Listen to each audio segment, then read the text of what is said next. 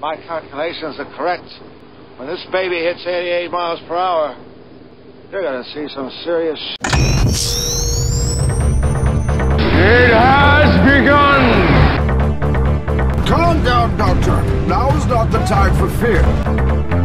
I am to misbehave. Give them nothing, but take from them everything! Program complete. Enter when ready.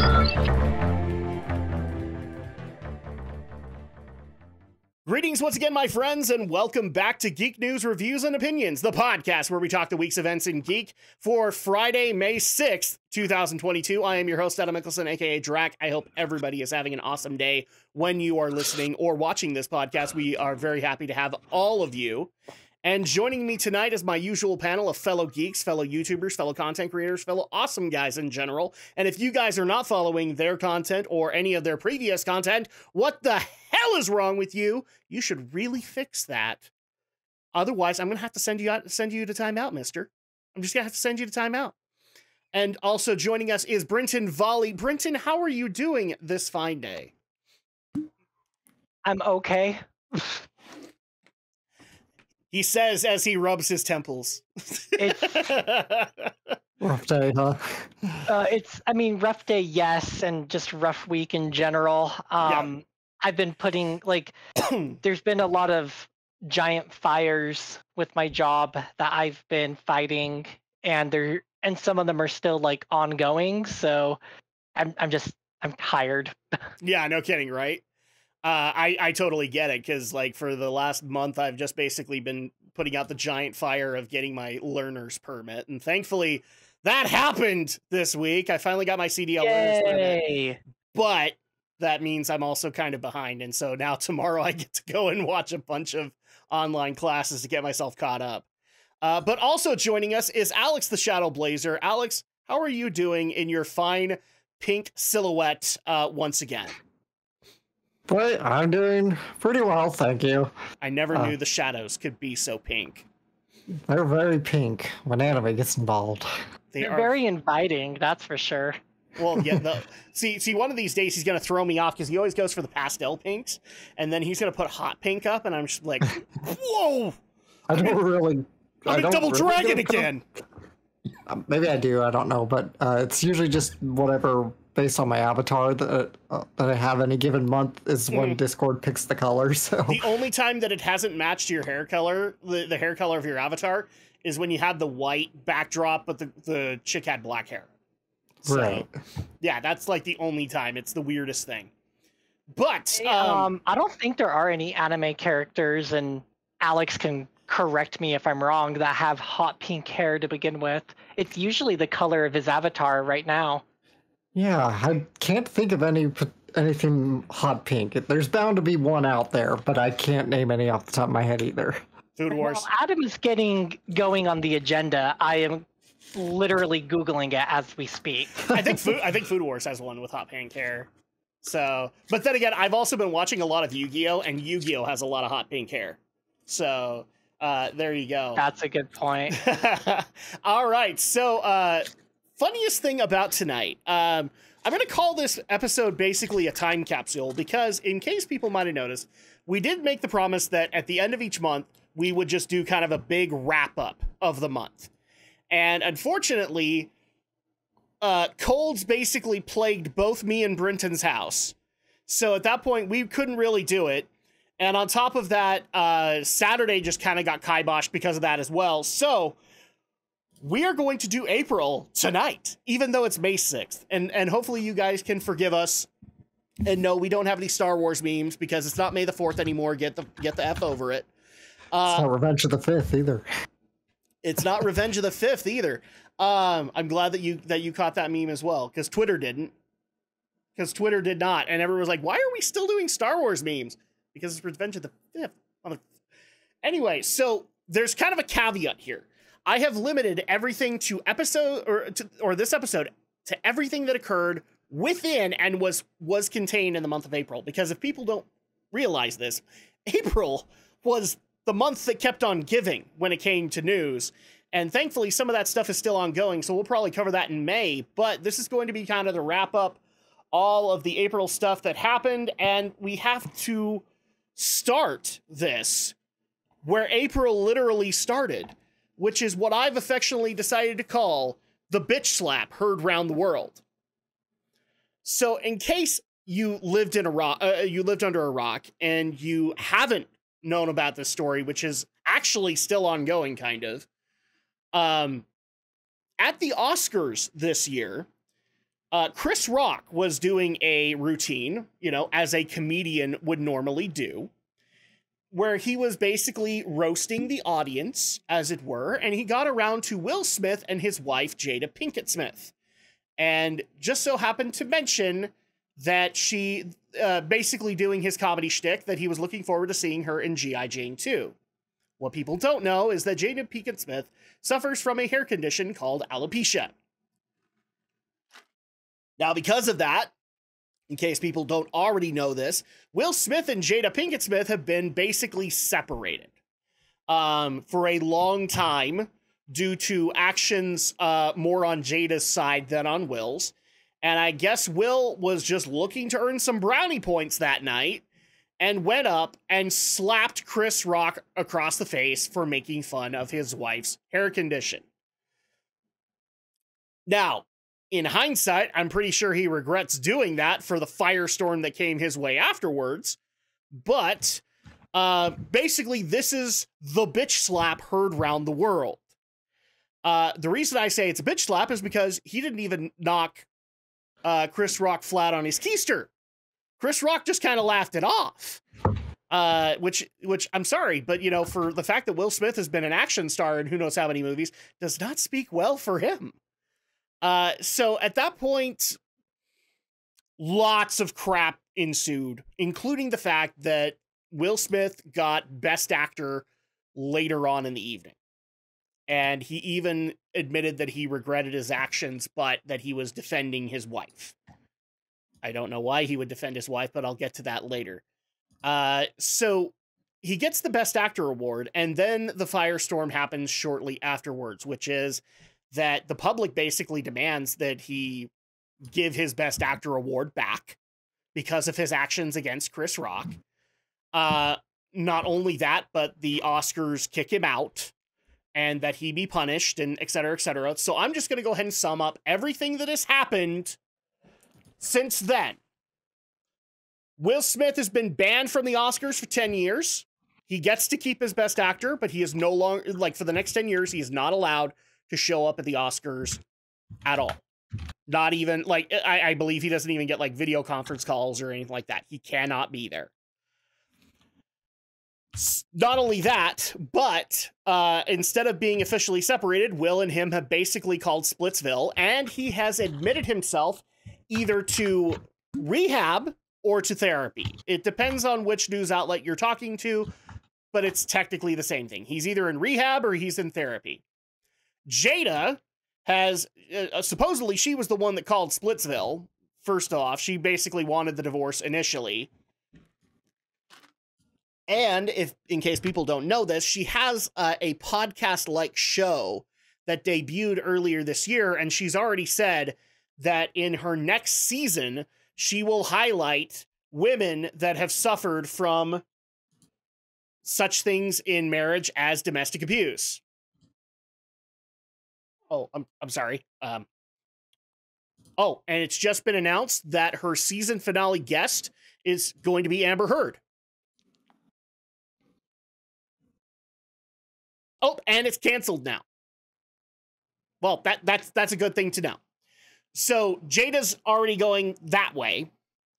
The Oscars, like I said, banned Will Smith for 10 years, but they're going to let him keep the Best Actor award, which Hollywood, or at least the majority of Black Hollywood, is saying that he should return it because he obviously clearly didn't deserve it for his actions against Chris Rock.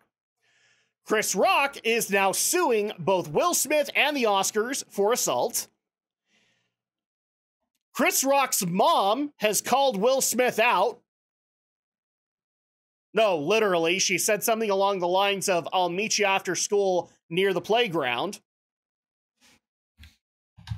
I mean, good for her as a mom, but I think Chris is big enough to fight his own battles. So yeah, he is suing, and that's pretty much where everything is with the Oscars. Oh yeah, by the way, it didn't even save the Oscars ratings that he slapped Chris Rock. So they already had a bunch of other things figured out, and Will has lost a lot of projects, including things like Bad Boys 4. If you guys were looking forward to Bad Boys 4, that's not happening anymore. Because Martin Lawrence basically said, called him up and said, yeah, the director's pulling out, the producer's pulling out, the scriptwriters are pulling out. Long story short, Will Smith is radioactive in Hollywood. So with this, let's get into the reaction portion of this, but I want to do it in kind of a two-pronged sense. When this initially broke, when this initially happened, what was your reaction when you heard it? And then the second is, how are you reacting to it now that everything else by reaction is happening? Would you like to go first? I'm open to either, honestly. Okay. Mine is quick and simple. When I first heard about it, my reaction was, oh. And my reaction now is, eh. I love it because Brenton's reaction is basically what everybody has now. I think I've gone on the record on this show before saying that I don't care too much anymore for Will Smith's thing. I feel that he as a person has been going downhill for the last several years. Yeah.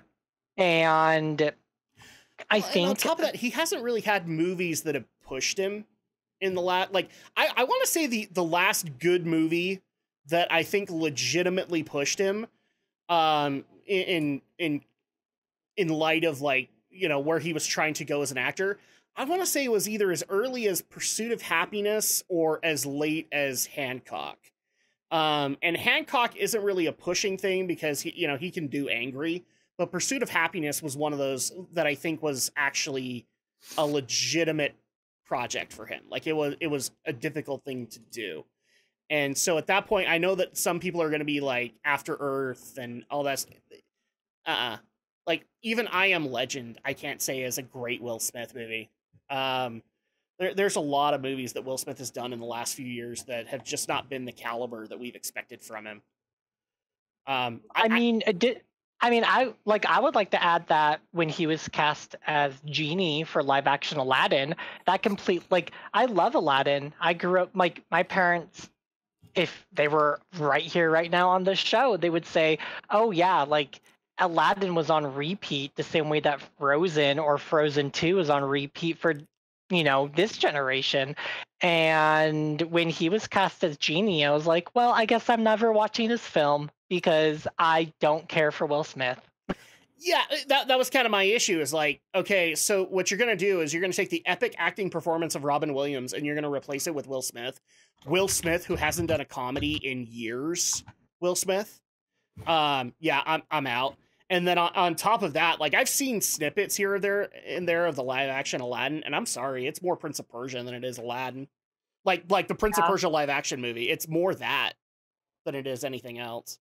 I completely agree with you. So there's not really a whole lot more I can say. When, like, at first I thought the clip was fake, and then when I found out it was real, like, honestly, my reaction was, oh, and then just, like, kind of tuning in to seeing everything that's happened. It's like, again, like,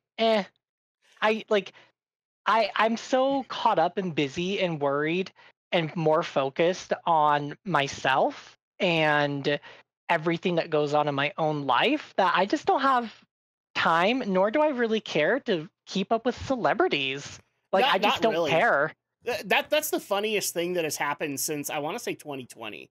Is that, like, people are just not as interested in the celebrity gossip anymore as much as they used to be. Like, all of the, like, when I would go to the grocery store, you'd see the usual drove of soccer moms that were all going into the celebrity gossip aisle or like the magazine area. They don't go there anymore. Yeah. Well, I would say that what contributes to that is the fact in the last 2 years we have been quarantined and we've seen these celebrities just being like, wow, quarantine's so hard. And it's like, yeah, I don't have a private mansion with a pool that I can escape to. Like, excuse you, this is hard. Which asshole was it? Alex will have to remind me because we talked about this one. Which asshole was it that was mad that he couldn't leave his house that had a full basketball court in it? Shoot, I don't know. Was it Nick Drake? It might. I think it was one of the Nickelodeon kids that did it. And it's just like, oh, poor you. You have a basketball court in your house. I remember like people writing Ellen DeGeneres when she was like saying, you know, man, it's kind of hard to be here in quarantine, you know, because it's like people are like, yeah, you like live in a giant mansion. Stop complaining. Oh yeah, or the other one that made me laugh was Madonna. Like, have you guys seen stuff of Madonna recently? She's actually kind of creepy. Really bad gay because I don't care. Well, but this is how this was like the first real disconnect of celebrities in 2020, where she was basically complaining that she was running out of, I shit you not, she was running out of rose petals to put in her bathtub. Oh my lord. Yeah. So I mean, I'm pretty sure people just have lost that interest because, oh wow, you guys are just a bunch of spoiled big kids. Well, cool. And on top of that, I think a lot of sympathy has been, we'll get to this in a minute, but a lot of sympathy has been lost on Will's part, partially because a lot of this situation has been fueled by Will himself. But we'll get to that in a second. Alex, what was your reaction to the slap when it happened, and then also to the situation as it is? Well, I didn't see the slap live. I heard about it the next morning. Yeah, actually. This is the one thing that I really regret now is like the one Oscars where Alex is just demanding that we all watch and me and Romney don't give it to him. No, the one Oscars that he doesn't watch is where this happens. Okay, my defense, I never demand you guys watch the ceremony. No, you just made a very strong push. I'm not even sure then. I just like to bring the stories I like to at least bring coverage of the ceremony to the podcast. That's all. Yes. I never demanded you guys watch the show. Just yes, but then I would get messages basically like, so how annoyed was Alex that both Romney and Adam didn't watch it? Never. It's just like, people got stuff to do. Oh, I played it up. I'm like, oh, he's totally furious at us. Okay. So I don't even really watch award shows anymore. No. I look at the results after the fact. That's all I care about. No, the only reason that I would have watched an award show, like if this was 10, 20 years ago, I would have watched it for the accolades and for the respect because that's what it meant back then. Mm-hmm. But like, for example, the Game Awards, I don't even watch them. I used to watch them just for the trailers, and now I just wait for the trailers to hit YouTube.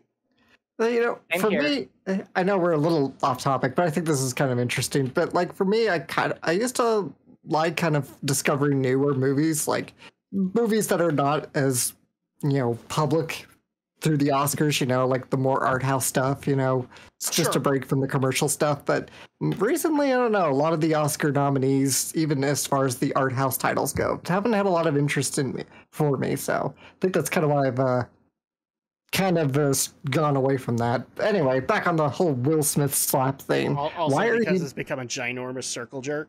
I mean, it always was, Adam. I don't know what to tell you. Actually, no. Like 20 years ago, it wasn't as bad. Maybe on Disney's end it was, but okay, I'll admit I did see clips of it, of course, because everybody has had clips of it. So, it was pretty it was kind of amusing to watch. You know.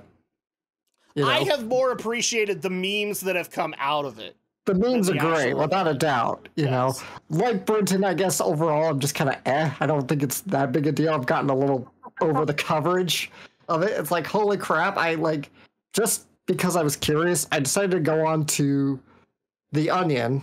You know, this is everybody's favorite satirical news source. So just because I was like, surely The Onion's gonna have something like celebrity pets react to Will Smith, because it was like every day there's a new celebrity reaction to it.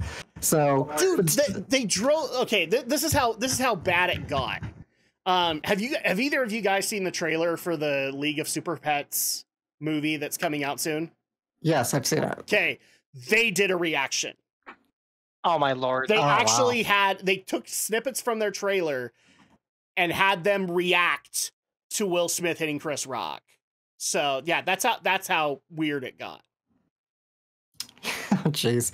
So yeah, I got more just kind of over the coverage. It's like, okay, it was a thing. I can understand talking about it for a couple days, fun water cooler talk, but can we move on? Yeah, you and I did said water cooler talk, because around the time that we talked about it, there was the whole, is it fake? Is it real?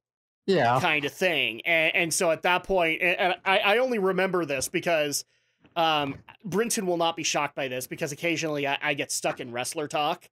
And so I started saying, no, I don't think this is a work.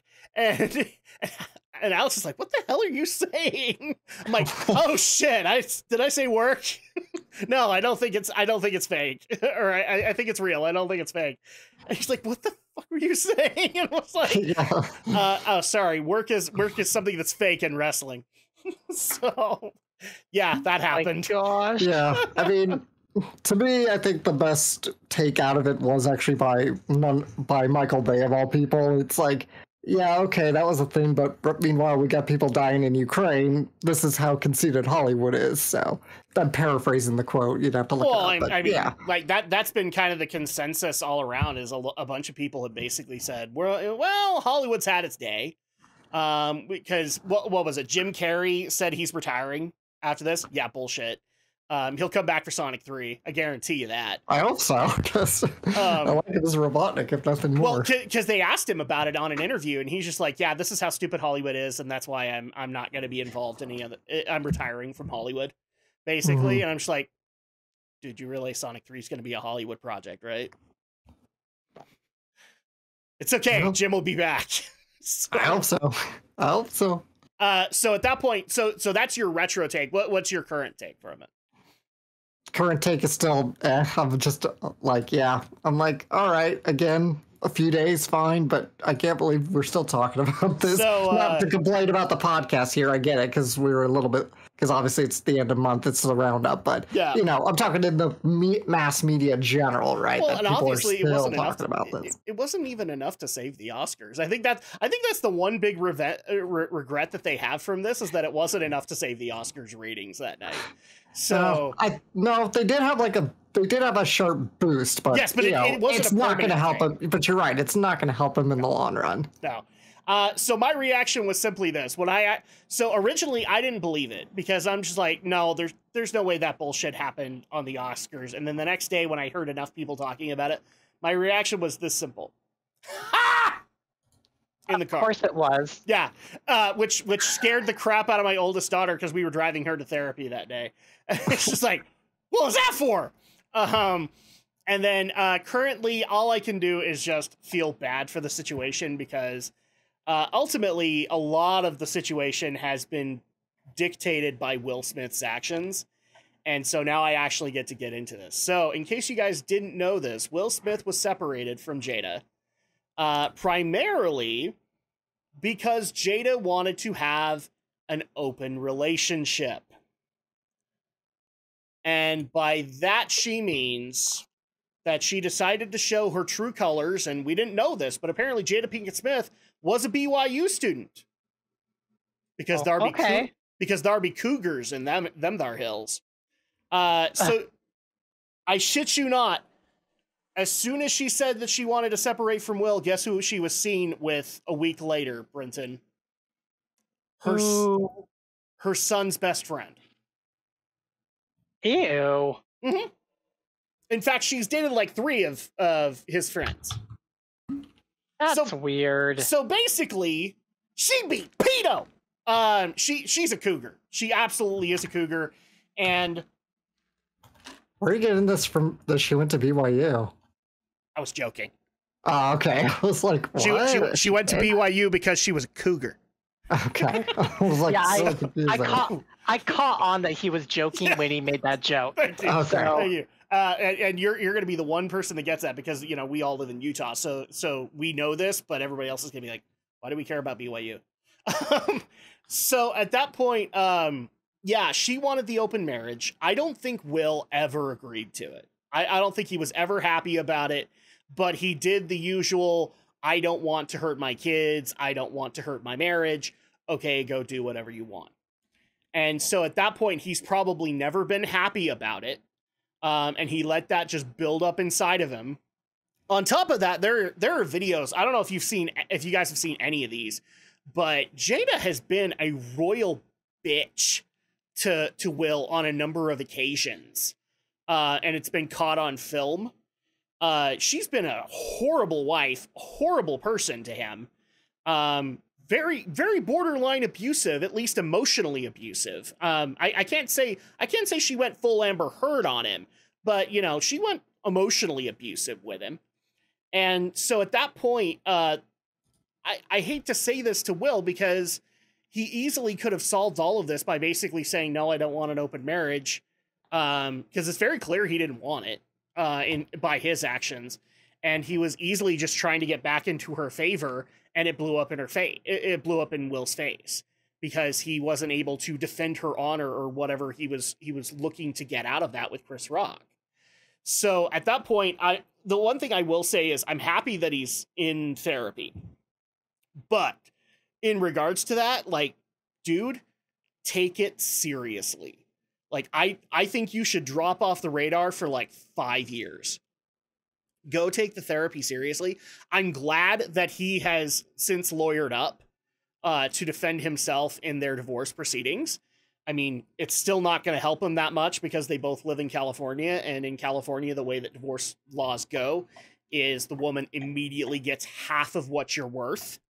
And so at that point, you know, Will's going to lose a lot of money out of that because in case people don't know this, like, he's probably one of the smarter actors because he's been able to keep a lot of that money stashed away, and he's going to lose half of it to Jada just because of how this is going to go. But in light of all this, man, just you need to take 5 years and man the F up.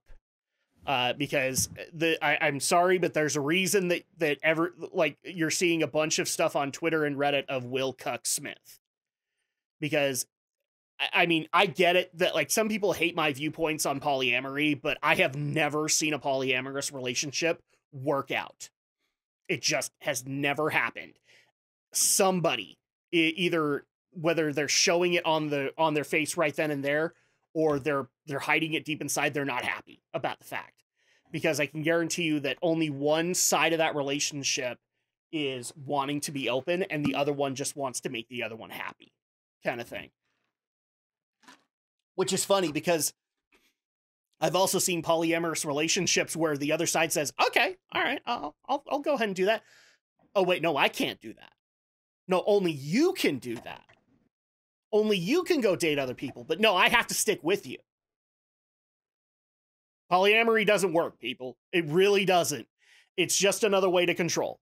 So at that point, I'm glad that Will finally manned up and got himself out of that situation. But ultimately, you need to take like 5-10 years, go make the therapy work, because you coming back for a movie before then is just not going to sit well with people. Yeah, we'll just have to wait and see. I do love everything that you're saying, Adam. I think that would be good for him as an individual to get himself into a much better place than he is now. And we'll see what happens. Yeah. And Jada can go to hell as far as I'm concerned. I'm personally I'm laughing my butt off at the fact that the series that Jada is doing, like this little podcast show or whatever, it was part of Warner Brothers. And because Warner Brothers is in such a great position right now, they immediately dropped it. So I can't remember which company is going to renew it for its second season, but it's not Warner Brothers Discovery at this point. So final thoughts on this one, Alex? Do you have anything? No, nothing more. It's the bitch slap heard around the world is basically what it is. And I'm kind of glad that it kind of resolved itself within April. So let's go ahead and move on into some gaming news, shall we? So, this was a big one, and I actually think it, because of its announcement, it deems a roundtable discussion at some point with some like gaming analysis. But in case people don't know this, Microsoft's Game Pass is fairly unique in what it actually tries to provide, enough so that people have been clamoring to find out what Sony's answer is going to be to Game Pass. Because ultimately it's their, for those who don't know, it's their online subscription service. It's mixed in, I think, with Xbox Live Gold. So not only do you get access to online gaming features for their games, but also you get access to a myriad of games that you can download for free to be able to try out, and they're paid with your subscription fee. Did you not know that? No, I actually did not. Yes. So this is why a lot of people really love Game Pass. It's basically kind of like bundles that Steam tends to do, but Steam doesn't do a subscription service. What they do is they just make the games insanely cheap. And so at that point, you could try out a game for like $2 and see whether or not you like it. So Sony announced early on in April that they were going to be making changes to their PlayStation Plus subscription service. And this is basically what people have been waiting for. What PlayStation is going to do in answer to Microsoft's Xbox Game Pass. And basically what they're going to do, in case people don't realize this, there are two services in play here. PlayStation Plus, which is basically their cloud gaming, their online gaming functionality, like that's the base subscription service for that. And then you have PlayStation Now, which is essentially what Game Pass, like the cool parts of Game Pass is, where you can download, or not really download, but you can stream PlayStation 3 and PlayStation 4 games live. You just pay $10 a month to be able to do that. So what they're going to do starting in June is they are going to merge those two together and basically create a new 3-tiered structure for PlayStation Plus. PlayStation Plus, at bare minimum, is what everybody's basically going to get post-merge. So if you have a PlayStation Plus account if you have a PlayStation Plus account without PS Now, you will get this basic tier and nothing will change for you, except your price will go down a little bit, like $2. The second tier up is basically going to be for an extra $5, you not only get all of the stuff of the base tier, but you get access to PS4, PS5 games that you're able to download, some of which will be free, some of which will not, and be able to gain benefits from that. I believe also they're going to be doing some third-party kind of customization options, like new avatars that you can use for your PlayStation logo, or like your PlayStation avatar, things like that. So you'll have that. And then we have the highest tier, which is like with the mid-tier, where they're going to utilize PlayStation Now the way it currently works. The highest tier is going to go one step further, which is basically going to be for $17.99 a month. You will be able to not only get access to like the cloud gaming, to be able to get access to DLC and all that other stuff that the previous bundles provided, but the PlayStation Now will also include games that are available for the original PlayStation and PlayStation 2. And they have said that it will be upwards of about 7,000 games that you will have access to via that service. So a lot of people are basically guessing that it's going to be, they're going to take their PlayStation 3 store and all of the PS1, PS2 games that were available on it and move them up into PlayStation Now. So you would get access to things like the original Final Fantasy VII, the original Metal Gear Solid, the Legend of Dragoon, the original Xenogears, things like that, where you had to pay for them originally. Now you get them just via the Plus service. So at that point, this is going to be their answer, and it's going to be a little bit cheaper than what people suspected. A lot of people thought that the price was going to go up, and instead it went like a couple of bucks down. But ultimately, this is Sony's answer to Game Pass, and it will start, I believe, mid-June. So with that being said, Brenton, are you a Game Pass subscriber at all? No, okay, I'm not. So at that point, I can't really speak for the service. I know people who are Game Pass subscribers and love it, but they also predominantly play things on their Xbox. So at that point, it makes sense for them to have Game Pass, and it works for them. I myself have both PlayStation Plus as well as PlayStation Now. And if you have both of those, instead of being put into the basic one, you'll be put into the premium tier, which technically saves me a little bit of money. So at that point, I'm okay with that. But I'm a PlayStation subscriber, so everything that they basically said to me is good to me. Because I've already begun utilizing PlayStation Now. For those who have not been watching my live streams, I have been doing the Road to Ragnarok. So we've been going through all of the God of War games to prepare for God of War Ragnarok, and all of them are available on PlayStation Now, and we've been playing them. And they've worked very, very well. We've had very few errors, aside from laying down our arms to Zeus. So at that point, I honestly don't have a problem with the service. I think it works fairly well. And adding PlayStation 1 and PlayStation 2 games into that mix, I think is a match made in heaven. It's basically, it's not going to satisfy everybody, but it's going to at least do what they haven't been able to do for the last few years, which is give access to older games that were on the PlayStation 3 store that they've never been able to migrate up to the PlayStation 4 store. So that being said, what's you guys' take on what PlayStation's trying to do? And I know a few people are going to bring up, okay, well, why aren't you putting Nintendo into that? Nintendo has their own service, and this is why I think this needs to be a roundtable thing. Nintendo has their own deal, but they have different goals that they're trying to obtain here. They're not worrying about the free game stuff because they already do offer that via their Nintendo Switch Online. But you can only have 2 consoles at a time. So they're basically what they're trying to do is do catch up to all of the DLC and online stuff that Microsoft and Sony have been doing for years now that they have not been doing. So that's why I'm not putting Nintendo in here. Nintendo's still trying to find their feet when it comes to online subscription services like this. But comparing Microsoft to Sony here, what Brenton do you think of what PlayStation Plus is trying to do? So when I was with my ex-husband, we did have the Microsoft Game Pass, which was very convenient with our son because he was able to engage in games that we otherwise didn't have to purchase. Yes. Specifically for him, which was really nice. And that's all we really used it for. Mm-hmm. And I was a PlayStation Plus subscriber before having met my ex, and then I have since subscribed within the last year since we divorced.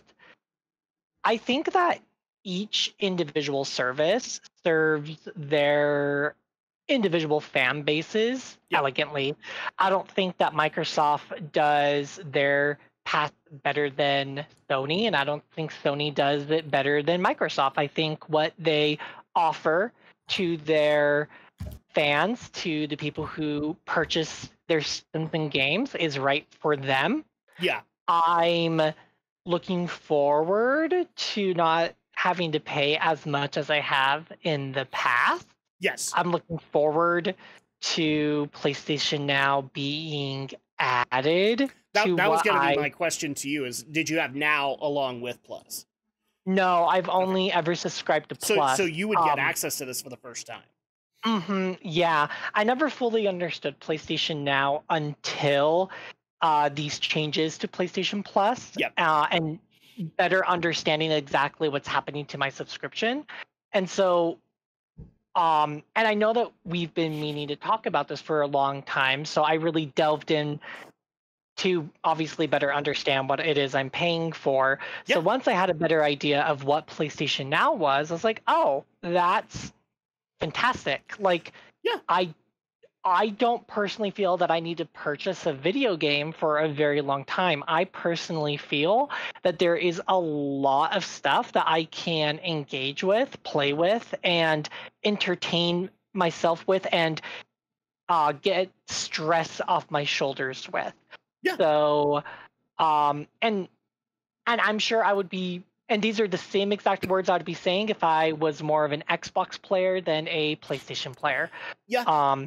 Game Pass does have a PC version. I could easily do that. However, the only real PC game I play is Final Fantasy XIV, so I don't see a reason to subscribe to that. Yeah, which has Steam support, so you'd have other means to be able to do it. Exactly. I mean, I agree with that, like, because the functionality comes from Xbox via the Windows Store. So at that point, like, for those who are utilizing that doesn't hurt them. It in fact expands them to a whole new platform. But a lot of those, the reason that I don't think that that's a competent argument for some is that Steam was a platform and that Steam was already providing that stuff to them. But I do think you kind of hit the nail on the head here. Because basically what this was intended to do, which is what Game Pass was intended to do, was ensure brand loyalty, is basically what it, like they wanted to show they appreciated those who were paying for Xbox Live, and they wanted to be able to give that extra little bit, especially since now we are in the fourth generation of Xboxes. So at that point, they wanted it to ensure that brand loyalty for those who had been there since the beginning, and it was a good idea. I mean, for crying out loud, like me and Alex have both openly said this, if anybody is doing backwards compatibility right, it is Xbox right now. Mm-hmm. Because I have an Xbox One, where if people have not noticed, I've actually been playing the Gears of War series for the first time in the last couple of years, and I have found it amazingly helpful to be able to just plug in a 360 disc that I was able to buy for super cheap at GameStop, and it works on my Xbox One. So I, as far as I'm concerned, the backwards compatibility war is being won by Xbox. I have no problem saying that. But I do think that it was a good idea for Sony to counter such brand loyalty from Game Pass by offering this.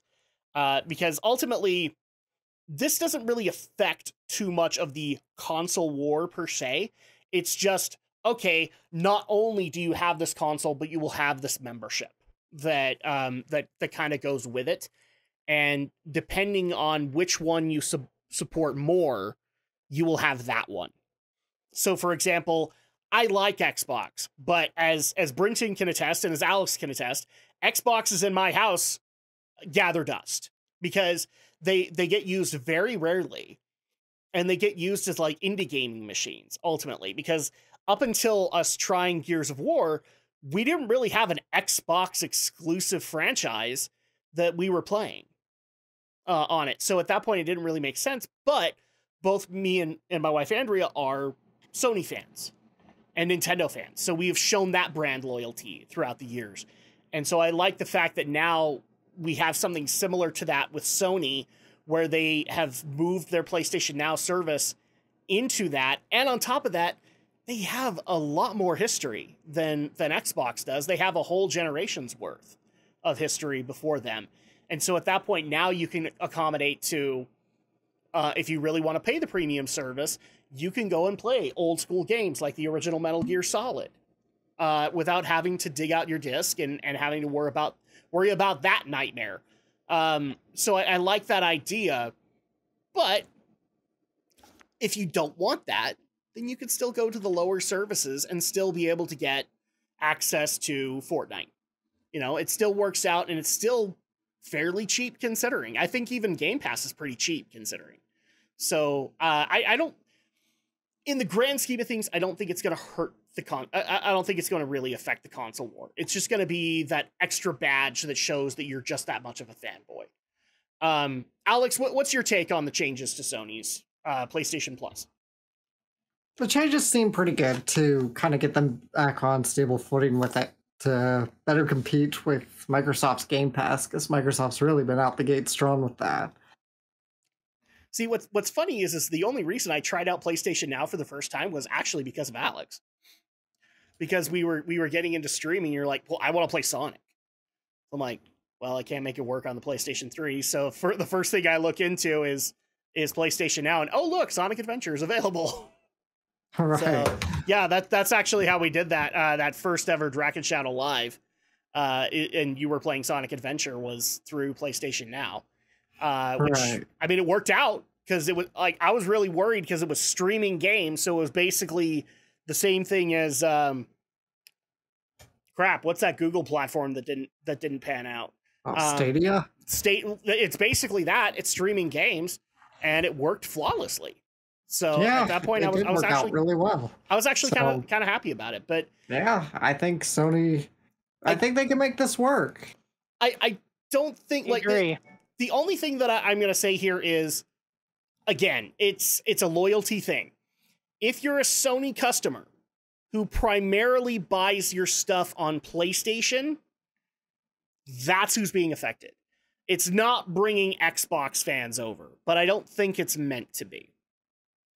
I think it's just meant to be, oh, we know Microsoft fans get this, so we want to give that to you. And maybe that's ultimately their goal here. But unfortunately, the actual dissection of this and being able to showcase the benefits versus the pros versus the cons, we would need like a roundtable discussion for it, which is kind of why I'm behind the scenes trying to plan one. Because I want to try and get some other gaming people in here to be able to showcase, like, here's the differences between the two services and being able to actually analyze it from a console war perspective. Is this a better thing for Sony to do compared to what they were doing? But that'll take some time to be able to do it. So I think we've pretty much hit the nail on the head. So without further ado, let's get to the next one here. So this one is still technically ongoing, but I have limited it to what happened in April. I don't know if you guys noticed this, but Netflix took some hits this year. Specifically in April. Did? Oh no! Basically, what we're saying is that they are Glass Joe in a Punch-Out game. Bam, bam, bam, bam, bam. Yeah, Little Mac just goes crazy on Glass Joe. So not only did their stock plummet, not only are they now being, I mean, we can't go into everything here, but I just barely heard they're getting sued now by their stockholders. Wow. Yeah, So I've because heard that too. Because we'll cover that in May, but this is probably the biggest one that affected us. Because of the stocks plummeting, Netflix had to take some actions in regards to a lot of the animation projects that they had coming soon. So, Netflix animation has been erased effectively. Executives have been fired, shows have been canceled, and also this leads into the lawsuit, but there are accusations of, quote, staged data. Basically staged subscriber numbers. They've been fudging the numbers a little bit. Imagine that over the years. Ew, how illegal. I know, right? So the biggest thing that came out of this, which I think is going to be bigger for us anyway, there were a lot of animation projects that were in the pipeline at Netflix that are now either put on hold or ended completely that we were actually looking forward to. And now their futures for a majority of them are uncertain. Now, I'm thankful to say, because Alex has kept up on this a little bit better than me. In fact, the article that we're running off of is from Alex, because as soon as I brought this up to him, he was just like a fox on the hunt. He immediately went and found the accurate information. That's why we love Alex when it comes to animation. Good job, Alex. He knows where to go. So, thankfully, the projects that we were looking forward to, correct me if I'm wrong, Alex, have not been affected. Depends on what you're looking forward to, but for example, the one that I know for a fact neither of us could find was the Adi Shankar Devil May Cry. It hasn't been affected. I haven't found any evidence, any data information one way or the other. So no, I don't have any news regarding the future of that. So it could be still in the works. It could be silently shelved. So who knows? Yes. The other one that I was interested in, maybe you found something on this, is the Riders of the Rohirrim. How that was, I couldn't figure out if that studio had been affected.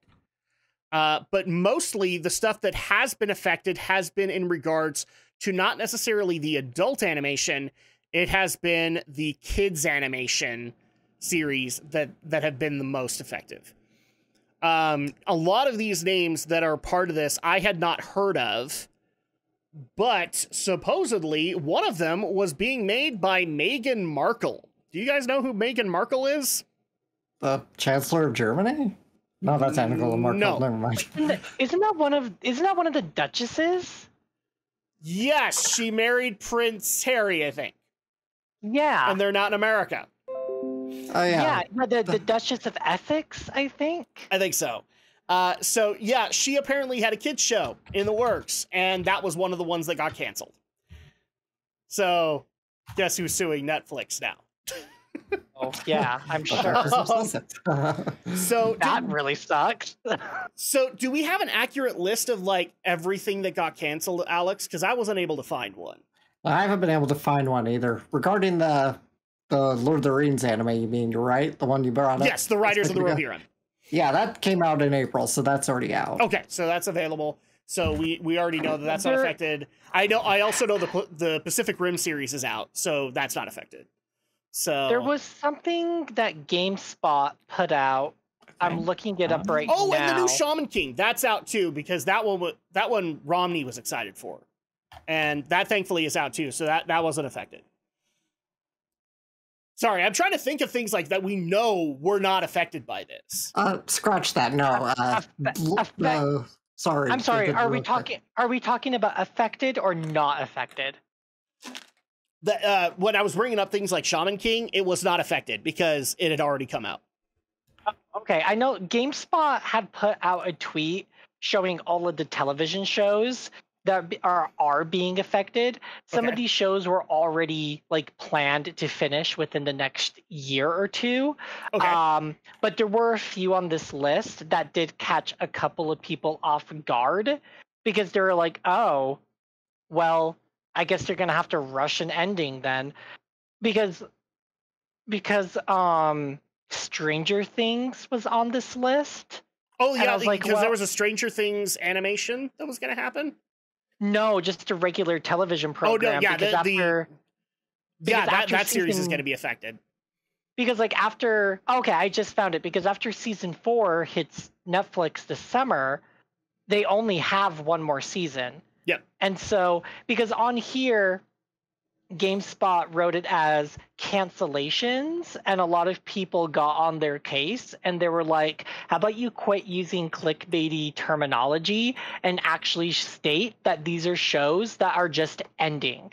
Like, they're not canceled, they're just coming to an end or ending sooner because of everything that's going on. Mm-hmm. So those and I'm not going to say Stranger Things because everybody already knew it was only going to go for 5 seasons, and that more than likely will be coming out within the next year. Okay, so this one's going to affect some of our listeners, because some of them are interested in the Sailor Moon Eternal movies that are coming out via Netflix, and those are still coming. So those are not going to be affected. Sorry, go ahead, Brinson. I want to make sure I cover this because I'm bringing myself up to speed with you. No, you're good. So the shows that are on this list are Gentified, Cooking with Paris, Never Have I Ever, The Babysitter's Club, Archive 81, Lock and Key, On the Verge, Raising Dion, and Space Force. Yeah, and so they're just like essentially this is Netflix saying we cannot give you any more funding. Wrap it up. Exactly. So at that point, and then the other one that I also wasn't able to confirm, which some people were asking my opinions on this, is so Adi Shankar's studio that was working on the successor to the Castlevania series. We don't know. about that one. We know for a fact that Devil May Cry isn't listed, but that one is still up in the air as to whether or not it's going to happen. But a lot of the cancellations that have been happening, as we've said earlier, are kids cartoons, basically, or series that are active, that are basically going to be getting a wrap it up from the higher ups. So at that point, I don't think that's affected, but it could be, because Castlevania had a season 4. So at that point, it ended, and supposedly this new series was going to take place in Richter Belmont's time. So that might be on the chopping block now. That might not actually be able to get up off the ground, but I guess we'll find out, because I have a feeling. Correct me if I'm wrong. If you guys think I'm wrong on this, I think more cancellations are coming. Mm-hmm. I think Netflix. I think Netflix has a lot to answer for, especially with the whole fudging the numbers thing. And what makes it even worse is now that there are so many companies that have streaming services, it actually does make you ask the question, what does Netflix have to provide at this point? Aside from their own unique content, what else do they have to provide? And that's a difficult question to answer. I think even a sequel was being announced for, if people watch Netflix's Arcane, there was a sequel in the works, and that might be on the chopping block too. But ultimately, Netflix is not in a good place right now. And if you're an animation studio, I'm pretty sure Netflix just looks very radioactive to you on whether or not you can get your project off the ground. So what's you guys' takes on this? Like, were any of these other shows something that you wanted to see come back, but now is not going to? I can honestly say I wasn't really watching Stranger Things. I was interested in Lock and Key, but I hadn't really started it because it's based off of a comic series. So that's disappointing. But, and actually, no, I think the other thing that might be affected by this is Cobra Kai got acquired by Netflix. That's how they were able to do a season 4. So they might not be able to do a season 5 for Cobra Kai. That might suck. But right now, I feel bad for those animation studios. I do, because they're basically caught up in a bunch of shit that they didn't deserve to be caught up into, and it's all on Netflix's end. So yeah, you guys' thoughts on this? I'm not too surprised. Yeah, I like the type of media I engage with is not really a whole lot of television. Yeah. I've been watching a lot more just because there's a lot of different like shows that my boyfriend really enjoys, and he wants to share them with me, and they're not on Netflix. Yeah. That's kind of my problem right now, is like Netflix for the longest time was more of a nostalgia machine than anything else, because it was where me and Andrea went to go watch Power Rangers. It was where Star Trek was. So if I was just in a mood where I wanted to go check out some old TNG episodes, they were the ones that had it. But now those services are leaving. Now, thankfully, Power Rangers is being made available via YouTube. So I'm very happy with Saban's choice in that, or Hasbro and Saban's choice on making that available, especially with the older seasons. It doesn't make sense to put them behind a paywall. The original Power Rangers should just be available publicly, which is what they've done, basically. So I'm happy about that, but obviously Star Trek is now locked behind Paramount Plus, so that sucks. And ultimately, I've been justifying whether or not to keep my Netflix subscription going, because I wasn't happy about films like Cuties being made. And on top of that, they hadn't really made anything that I was like going out of my way to see other than Castlevania. So yeah, if anything, this just kind of justifies me to cancel the subscription until something I'm interested in comes out. Alex, what about you? For canceling or what? For the canceling of these animation studios. Yeah, it's a real shame, because Netflix was hopefully going to be the bastion of creative freedom for animators, but just cold hard economic reality says no. Mm-hmm. Oh, good news for Cobra Kai fans. Season 5 will still happen. It has a September release date. So there you go. Great. But you're probably not going to get a season 6 is what I'm basically saying. Yeah, it's overall just a sad thing, but ultimately, what's even worse is the stuff that's been happening this month, where we've been finding out that Netflix has been fudging subscriber numbers for the last few years. And, now they're being sued by their shareholders. Mm-hmm. Well, that might be a problem. So, yeah, I don't really think there's too much that we can get into on this one, guys. It sucks. I hope that some of these studios find additional funding somewhere.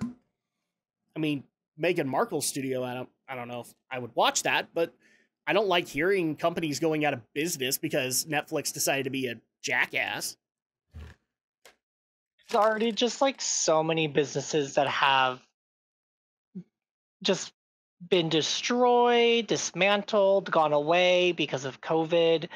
So just for a big corporation like Netflix to be the cause of that now is it's concerning for sure. Yep.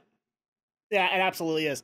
So let's go ahead and move on into the next story, because unfortunately we can't really do much with this because all that stuff happened in May, and I have a feeling that that's going to be a cornerstone of next month. So let's move into an interesting story that happened this month that I had to push really hard with Alex to get onto this agenda, but I'm doing it by thunder.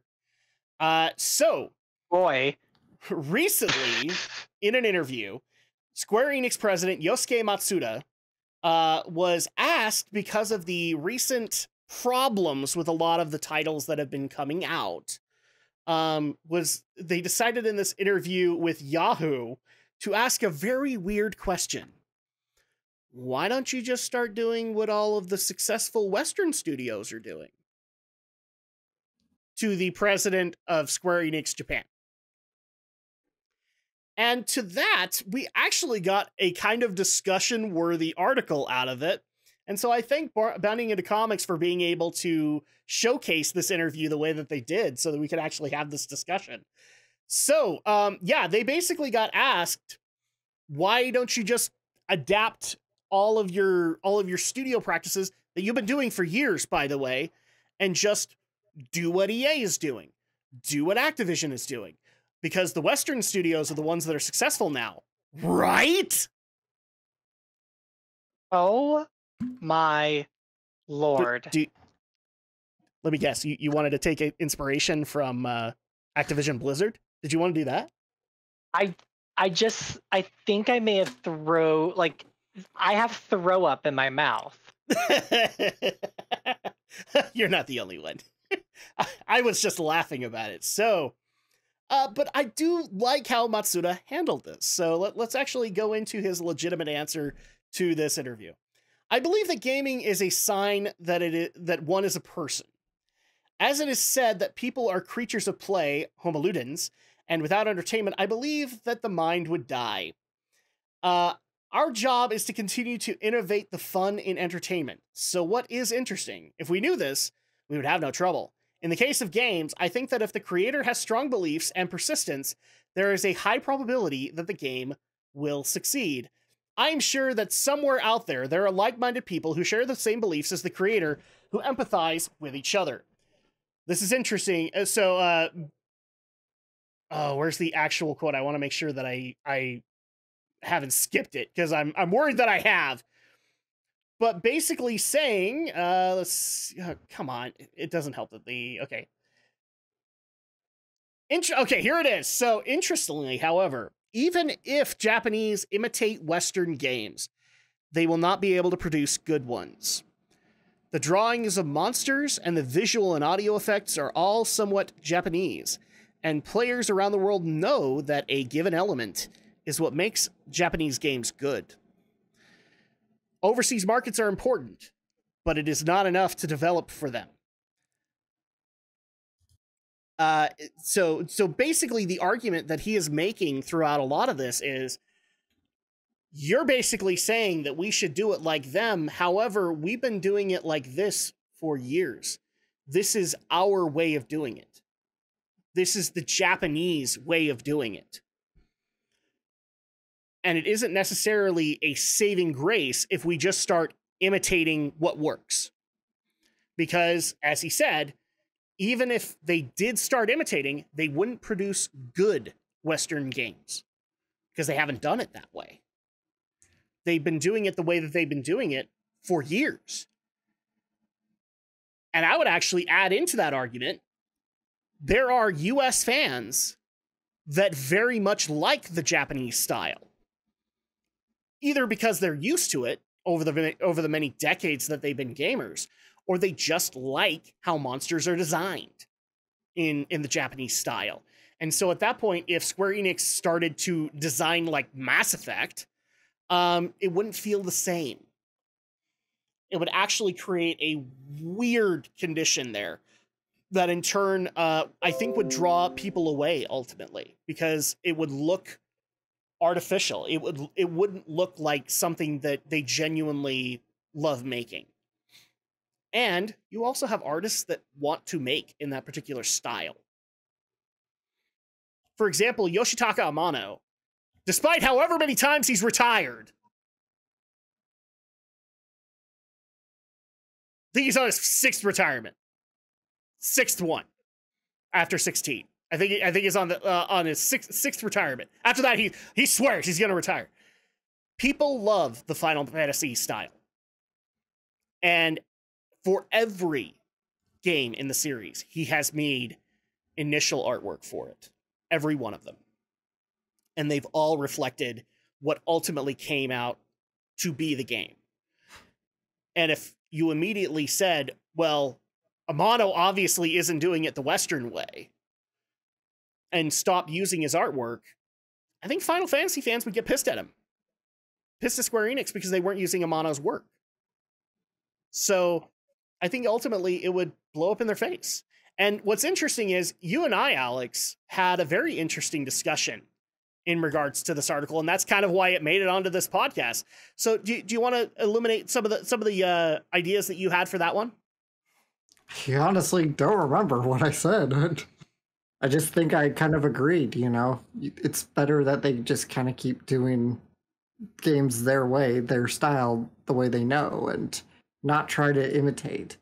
Right? Yes. If they really want to imitate or, you know, try to be like a Western game, well, that's why they did. They don't anymore, I guess. Have studios based in places like North America, in Canada, and the US that can do that kind of gameplay, that can hire game developers who maybe can develop in that Western sensibility, and, you know, rather than try to reinvent the wheel with their teams in Japan, you know, teams that have been just trained and raised and practiced on their own styles, the kind of the traditional styles of Square Enix that have been going through many years.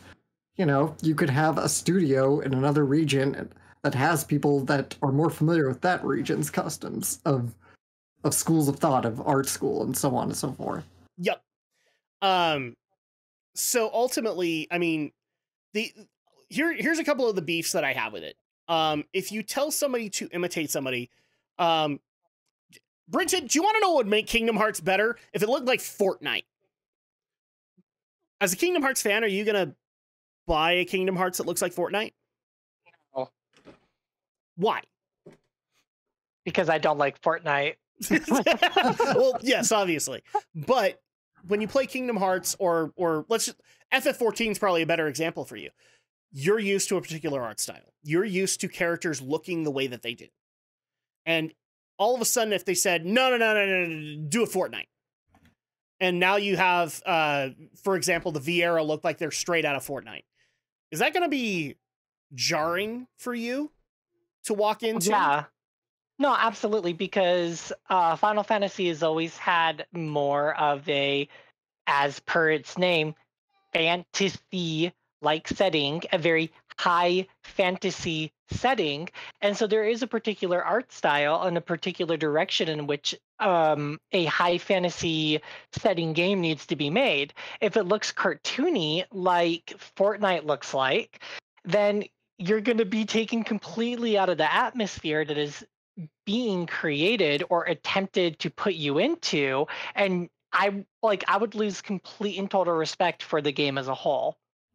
So what you're basically telling me is, if you bought a Zelda game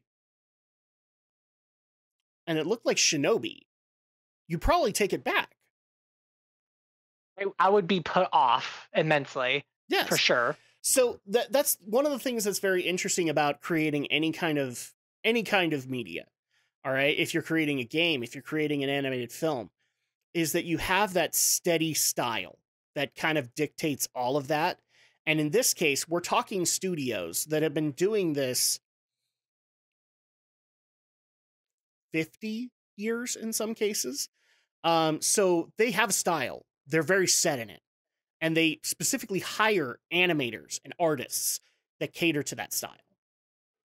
So what you're basically saying is stop doing that. Actually, I got a really good example. Make your Final Fantasy more Halo.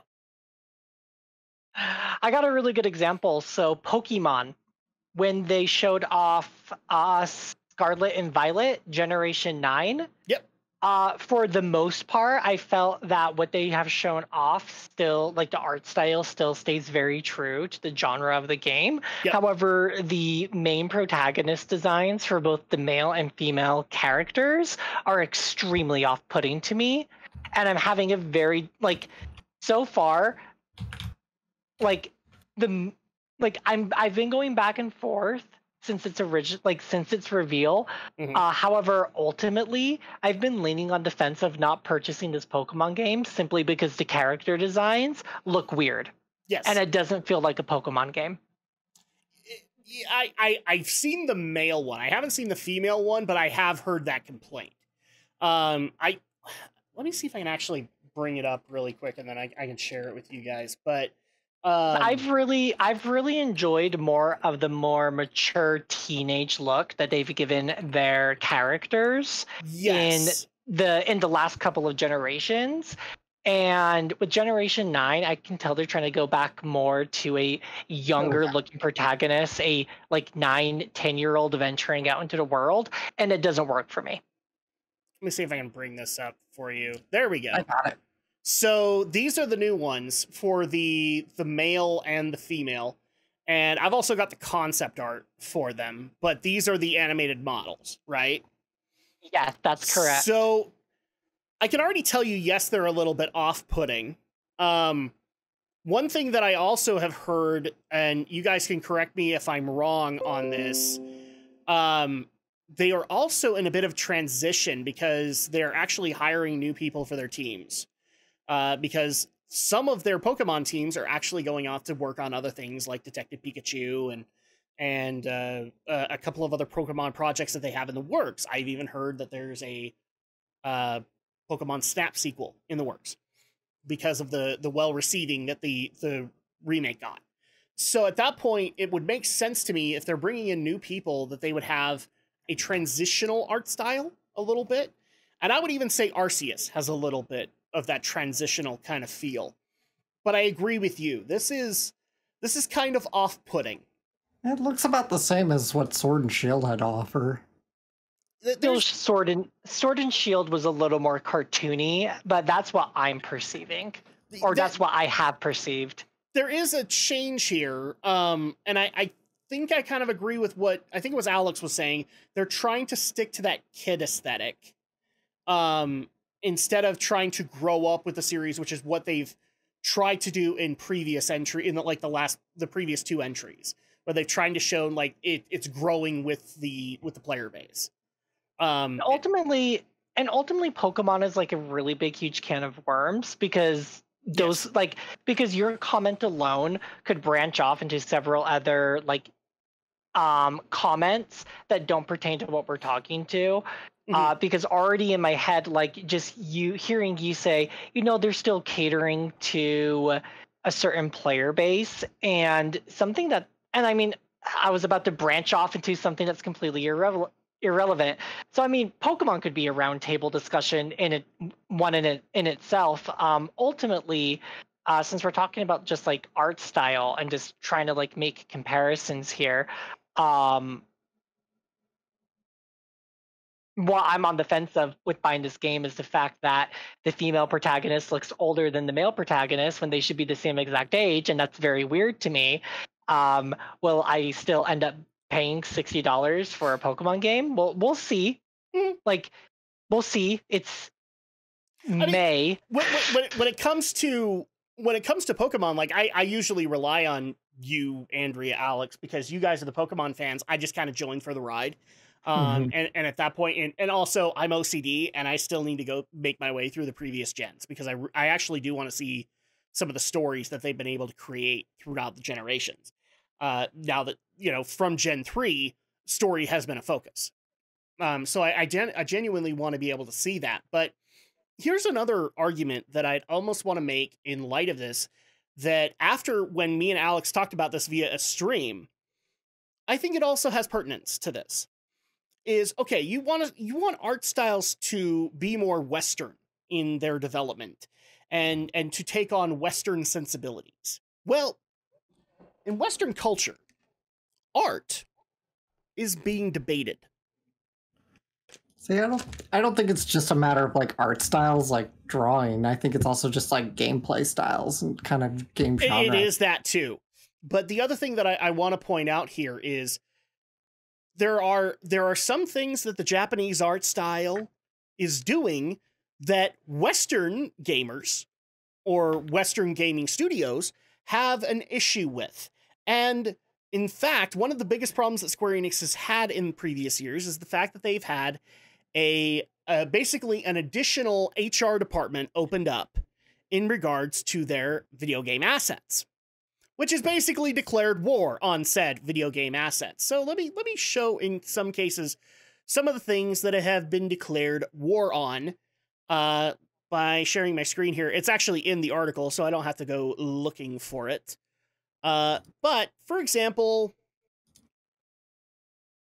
this character in previous iterations has been getting relative amounts of attention for how revealing her outfit has been, both in this game, which I think is Nier Automata, and in the past, where it's been actually even more revealing.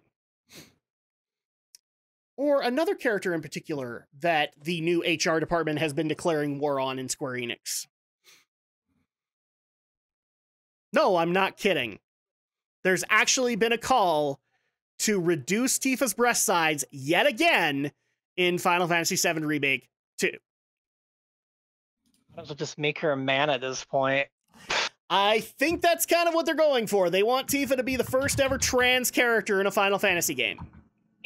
You cannot do that. Like, you can't. If you're remaking a game, you gotta stick to the source material. Tifa was never a transgender male in the late 1990s. It doesn't make sense. And here's the thing. If you remember correctly, Brenton, I had issues with this model.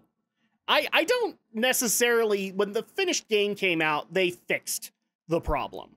Because now she's got musculature. But originally, when this was revealed, she didn't. They made her out to be a much more girly-looking character. And again, as I said in that particular video, she's the Goku of the Final Fantasy VII universe. Because she is the strongest martial artist in the world. Because her master has not been seen for ages since then, or for at least 16 years up until this point. So at that point, they fixed it, but they're still declaring war on Tifa. Here's another example. How about Shiva? Shiva has, let me see if I can actually find an evolution of Shiva. So let's see. Final Fantasy Shiva evolution. While you're doing that, I have a fun story I really want to share about Tifa. So when I was living with my parents, I was playing Final Fantasy VII Remake, and my dad was asking me all sorts of questions. He's like watching me. And he's like, so are Cloud and Tifa a couple? And I was like, no, they're not a couple. They're just childhood friends. They should be, damn it. Well, that's the funny thing. He was like, I think they would, like, they're kind of cute together. And I was like, Dad, you're distracting me. And then and then Aerith came into play, and he's like, oh no, is that the love interest? And I was like, you're getting way too, like, I was like, Dad, just stop. right, I'm officially coming.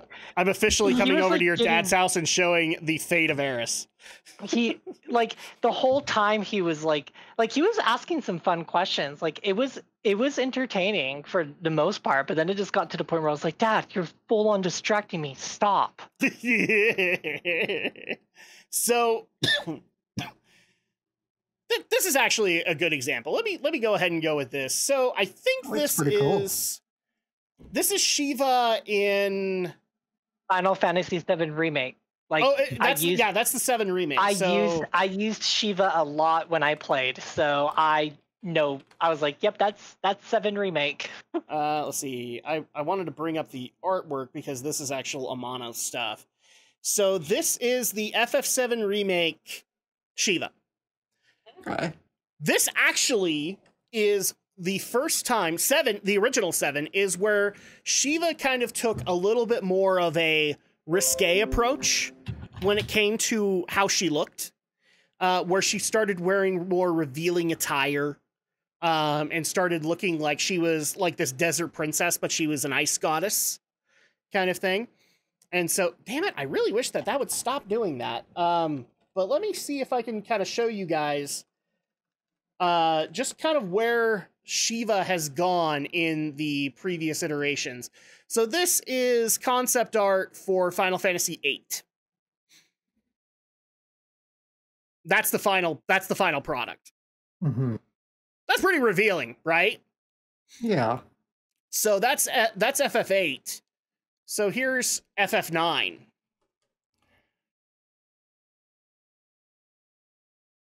Are we starting to see a pattern here? She's losing more clothing each time. Well, but then we have FF10 where she kind of gains a little bit. Kind of.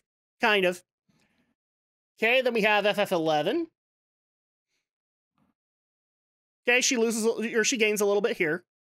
But you're starting to notice she's a very scantily clad, drawn character. Yeah. I was about to say, I was like, if you're going to keep going up in numbers, 14 is not going to be the best example. Because she's actually quite clothed in 14. Yeah, I see it. Yeah, so this is fan art. This is not a good example.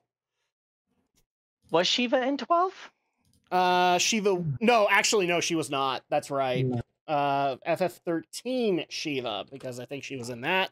Oh, 13, yes, she was. Like she was, that's right. She was the scissor cycle in 13.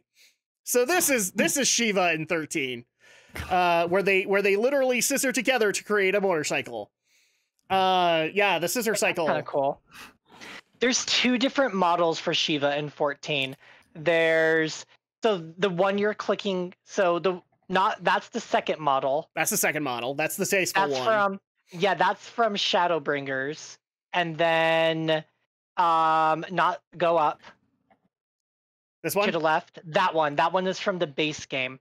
Okay, so a little bit more tasteful than she has been in there, but do you want to take a wild guess as to the interpretation of Shiva in Western audiences? Do you know how many times on Twitter I've had to defend Square Enix's right to be able to express themselves how they want to and in the art style that they prefer to? That's why you shouldn't go Western.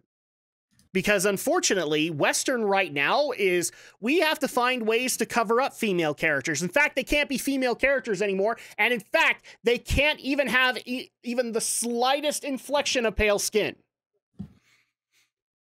Because we don't do that anymore. That's the issue that we already have there. So not only is there an art aspect that obviously we're bringing up, but there's also the aspect of being able to express yourself in the ways that you feel you can.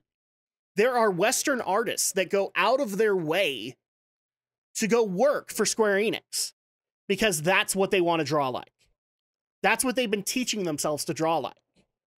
Just as much as there are Japanese students who grew up on Halo and wanted to design Master Chief. So at that point, Yahoo interviewer, all I'm saying is in the words of Triple H, suck it. You don't do that. Like, there's a number of reasons why you wouldn't do it, and I like how this president answered it, but at the same time, it doesn't make a whole lot of sense to go down this aesthetic direction when you already have an established direction that works and that has a fan base for it. What you're basically demanding is that they radically change who they are. They're not demanding, they're just asking. Well, he's asking. He's asking. I mean, they're not asking like in a. I don't mean asking like, could you please do this? I mean, they're just asking. Yeah. Why is it you don't do this? He's asking. I see what you're saying. But there are some who would demand it, and at that point, that's my issue. This is why they can't do it. I had respect for Square with that article, but I lost it when I found out they dumped a bunch of companies to go invest in NFTs, and that blew up in their face in 5 seconds. Well, we'll get to that in May. But here's the thing, too. The other thing that I also want to point out is they are experimenting. And it's going to be a little bit of transition for them because, in case people forgot, there's a little game called Forspoken that's being made by them, which is being made in a much more Western art style than they're more accustomed to. In fact, they are actually hiring out a Western studio to be able to help them out with the art assets.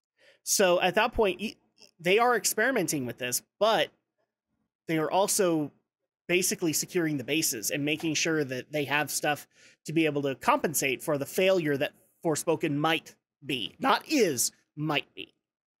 Well, I've already made comments about Forspoken multiple times, and the fact that it got delayed even worried me considerably. Yeah. I didn't even know that I didn't even know that there was going to be Western influence in this game, and that's probably why initially I was slightly put off by the game itself when it was revealed, because it didn't feel like a Square Enix game. No. And then when their name was like slapped onto it, I was like, wait, what? Well, you remember how it was originally announced. It was just Project Athia. It didn't even have a studio attached to it or anything like that. It was an experiment. Right. And that is completely right. That's what game studios do when they are actually looking into adapting new styles. Elden Ring originally went under, I can't remember what its project name was, but it was under a project name when it first got announced. It's something to help protect the image, as well as you don't want the speculation train immediately going in the negative favor, which unfortunately, given how the internet is, tends to do. Because unfortunately, for some reason, we as human beings always look towards the negative instinctively rather than the positive. And so at that point, they actually used the marketing to be able to say, well, if people didn't like Project Athia, then we probably should turn this off. But then they saw the good perception. They're like, okay, next trailer, we're putting our logo on it because we want people to know that we're making it. Square Enix is publishing it. Ultimately, if I were to give final thoughts on this, first and foremost, my favorite games and the games that I tend to gravitate to are made by Eastern developers. Yes. I like my top 3 favorite games were all made by developers in Europe and Asia. Mm-hmm. And most of the Western games that I have engaged with, I don't like very much. My problem with I think Western developers can make good games too. But my problem is that a lot of what Western gaming development wants to do is shooters. And RPGs that are basically Elder Scrolls. And that has never been pleasing to me. Elder Scrolls might be great for some people, but I have always tended to find Elder Scrolls to be kind of ugly in terms of the art styles that I appreciate. And part of that is because, I literally grew up on Japanese animation being how I like things like robots portrayed. I'm a Transformers fan. I'm a Voltron fan, both of which came out of Japan. And so at that point, I tend to flock towards those designs and those aesthetics a little bit more than I do towards Western audiences. I'm not saying that Western studios can't get the job done. They totally can. For crying out loud, one of the Western studios that I will applaud the most this year or in previous years, is Mercury Steam for being able to accomplish Metroid Dread. That's a European studio, a Spanish studio that did it. And oh my God, it is amazing. I'm still playing Dread. So at that, and it's not just because I'm a hardcore Metroid fan, but because they actually were able to take that formula, which has been predominantly Japanese, stay into that while also accommodating and bringing their own aesthetics to it. So at that point, that's why I'm saying, like, you can't just immediately say, well, why not do what the successful people are doing? Because the market is fleeting. And people don't necessarily always know what they want. They just know that they want it when they see it. So, yep. And so at that point, I'm glad that we at least had this discussion, and you guys can weigh in the comment section as well too. But thankfully, we get to end this story on a great note, because this story literally began and ended in the month of April, and we get to laugh at it. So, hear it. How many people thought CNN Plus was a thing? I love seeing Brenton's smile just slowly come up. It's just like, huh?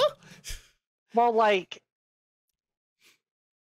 I feel like this is a trick question, because I thought CNN was roped into an entirely different subscription service. I thought so too. But turns out that they actually launched CNN Plus. It was its own streaming service that was exclusively for news. Now, I don't know about you guys, but when I think streaming service, I don't really think news. I've got to correct you real quick there. It wasn't exclusively news. They also had like CNN documentaries. They did have documentaries. Documentaries and shows like Places Unknown or whatever, or the Stanley Tucci food show, whatever he does. Well, so yeah, they had to be like a food critic thing. Yeah, so they had news, yeah, but they also had like edutainment shows and that. Yeah, the way that they actually portrayed it was supposed to be like the newspaper, the service kind of thing. Is like you would get the food column, and you would get the editorial column, and you would get the sports column and all that. But I'm sticking to my guns here. The premise of this and the premise of CNN is providing news. And when I think streaming platforms, I don't think news. Yeah, you think entertainment. And if we're talking about streaming services, would you have bought any kind of streaming service, Alex and Brinton, that had CNN as its top billing? I wouldn't buy any news subscription service. Yeah. But I'm saying, like, I can do that on Twitter for free. If you saw CNN in the title, immediately you're assuming CNN equals news. So at that point, like, why would you do that? I think you could have easily pulled this off had you named it something other than CNN Plus. And then at that point, it should be like, okay, well, it's the CNN platform. Well, I'm surprised by that they actually did it, but okay. Yeah. So it turns out, I don't know what else I could call it, to be honest. So here's why you don't have to worry about it, Brinton. Because it's gone. That doesn't shock me. It is gone 3 weeks after its launch. Yeah.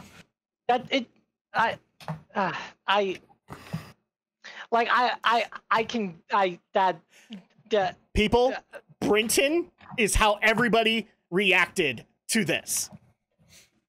I just don't even know what to say. Yeah. Nobody did. Quibi lasted longer than that. No, this was the fun part of a stream, and maybe we'll continue this on for the next stream that we do, which is like how many things actually lasted longer than CNN Plus. Now, sadly, we can both positively say that Sonic Boom lasted longer than CNN Plus, but so did Thundercats Roar. Oh. So yeah, Warner Brothers Discovery decided to shut down CNN Plus just 3 weeks after its launch, and their initial reasoning for it, even though they were lying through their teeth because it wasn't bringing people in, also was that apparently it was fudging up their merger. So at that point, they needed to shut it down to get the CNN or the Warner Brothers Discovery merger out of the way before they could do that. But it totally wasn't the fact that when they last reported numbers for it, there was a whopping 10,000 people that were watching CNN Plus. I mean, I'm sure the merger was one part of it, but yeah, it like wasn't the numbers. I agree with you. It wasn't the primary reason. Yeah, the numbers were probably just more like, yeah, and we're doing this merger, and the numbers aren't there, so let's just axe this thing and make our lives easier. Yep. And also, 10,000 people watching actively per day. Do I need to point out do I need to point out the numbers for Disney Plus? Please do. I'm actually quite interested. Alex, to the internet. You'll find the most accurate one. 10,000 is actually meager when it comes to streaming viewership. Meager. It's bad. And I believe what this is actually saying is their subscriptions weren't much higher. So I think their subscription numbers was like 30,000, which is just stupidly low. So Disney Plus, as of January this year, has a reported 129.8 million users.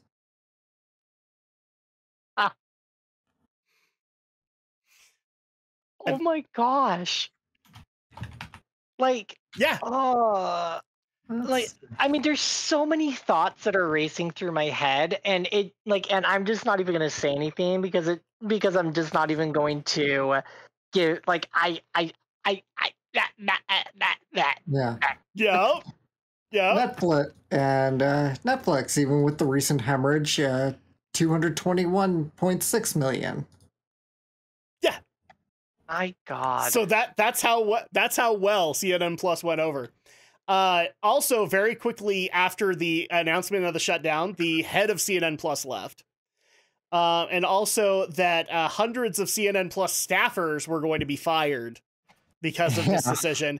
But the one that makes me laugh the most, it's not in this article that we have, but Fox News' Chris Wallace. For whatever assumptions you have about Fox News, that they are the conservative haven or whatever, Chris Wallace is actually a left-leaning individual, and he stayed with Fox News for many years. He ditched them for CNN Plus, and then it tanked. Yeah. No. It tanked so hard, and he basically played the nuclear option, from what I'm being told. And he was like, see you later, motherfuckers! And just nuked whatever relationship he had with Fox News on the way out. And then CNN Plus tanks. Bye, Chris Wallace! Hope you enjoy! He'll find another job. Oh, yeah, he totally will. I think already they've said that MSNBC is going to hire him. They're just like, okay, sure. Whatever, but he basically just went, whatever, motherfuckers, I'm out. I'm going to be rich over on CNN Plus. Chris Wallace never got a check. He's still waiting on a check, by the way. Oh, boy. Sure, yeah. A lot of people are. A lot of people, in fact, are. In fact, I feel sorry. How many people probably, like, packed up their bags and moved cross country to go be part of CNN Plus, only to find out they don't have a job the next day? Yeah. It reminds me of another service that did this. What was it called? Quibi? Yes. So. Oh my gosh! What is mentioned lasted longer than this? Which, as you just pointed out, lasted longer than CNN Plus. So that wasn't a good idea. Warner Brothers. Discovery. Well, Discovery's already basically separated themselves from this and said it was a bad decision. So at that point, it's just like Warner Brothers like, oh, that didn't work out. Well, that sucks. So yeah, 3 weeks, and then CNN Plus died. A horrible death. Actually, a horrible quiet death. Because still nobody cared. And still nobody wanted to watch a streaming platform which had a news organization on top of it. Because, at least I can say with this, when the WWE network launched, you knew what you were getting, right? Because WWE equals wrestling. So wrestling fans, they were going to get that.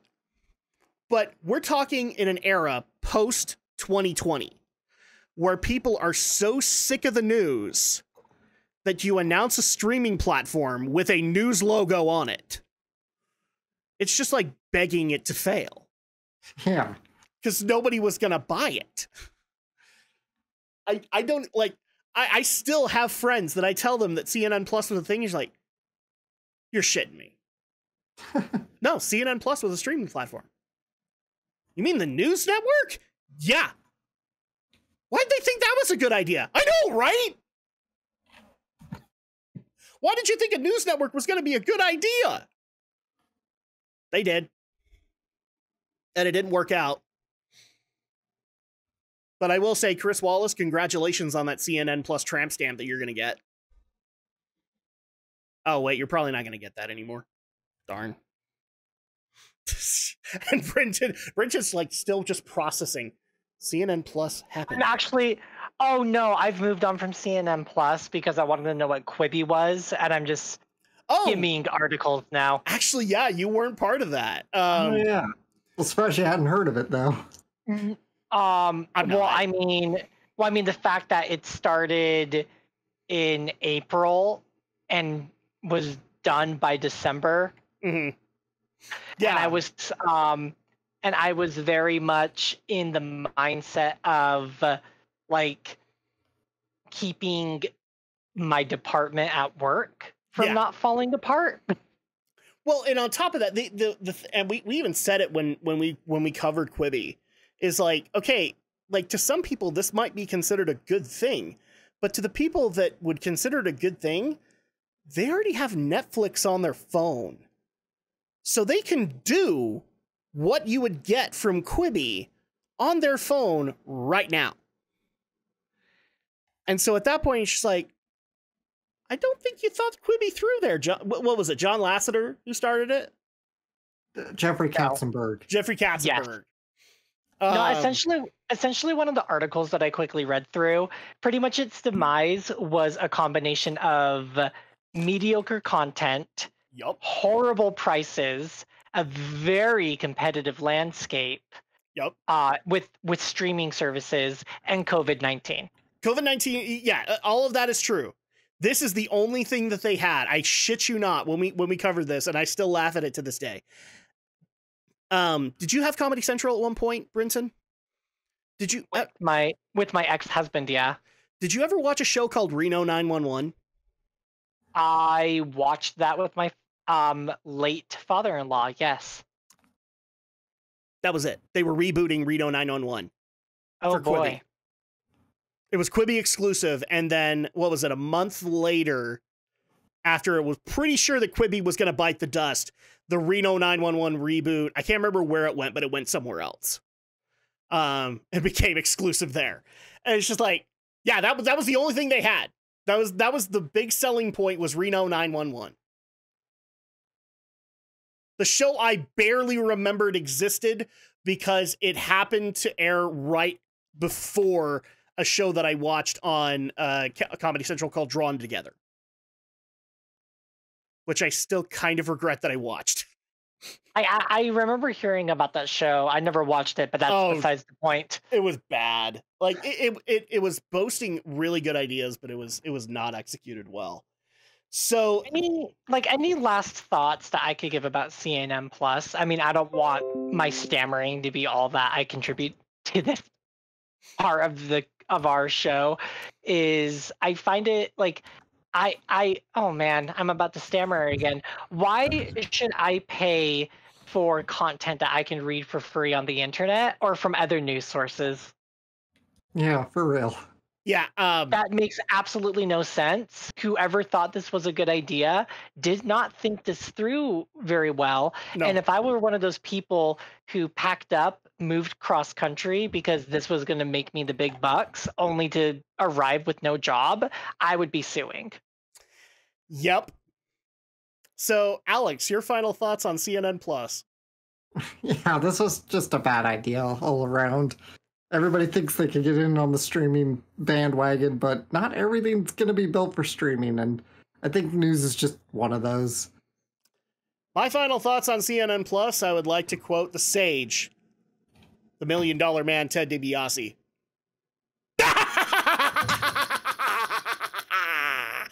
Poor. Oh my gosh. There you go. No, I'm just laughing at it this entire time. Like, who thought this was a good idea? I'm laughing at you. Whoever thought that this was going to be successful, I'm laughing at you, because none of this made sense. And that's pretty much April in a nutshell, is a lot of stuff that just didn't make sense and just didn't go well for certain companies. Now, there are a few stories that we didn't put in there, and it's unfortunate because they went way past the political rule.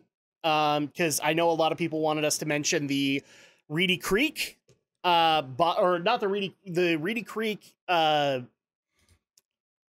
the word I'm looking for? Because it's not a disbandment, but it's basically the dissolvement of the Reedy Creek tax breaks that Disney has been getting from Florida.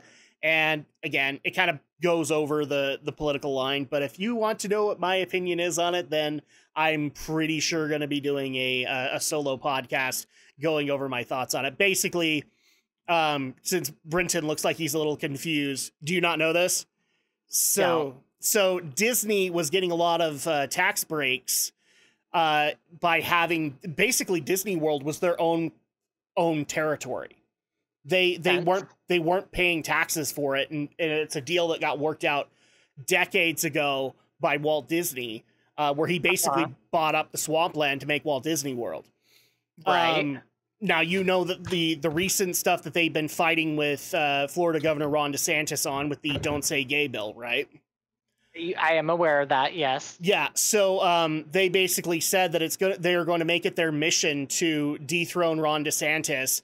And immediately when they did that, Ron DeSantis got the Florida Congress and the Florida Senate together, and they immediately removed all of the benefits that Reedy Creek gave Disney. So basically, starting June of next year, Disney will be paying full taxes in Florida. Oh my lord. Yep. Oh my gosh. Do they have to pay back taxes? I'm not sure on that one, and there's speculation right now from a bunch of legal networks on whether or not they would be able to do it. But it does seem to be looking like from that point on, they would be paying taxes on the things that they were supposed to provide within Reedy Creek, which, by the way, they haven't been providing, like police and firefighters and all that stuff. In fact, their firefighters department has consisted of like a skeleton crew for the last 5 to 10 years when they aren't supposed to do that. Oh my gosh. Yeah.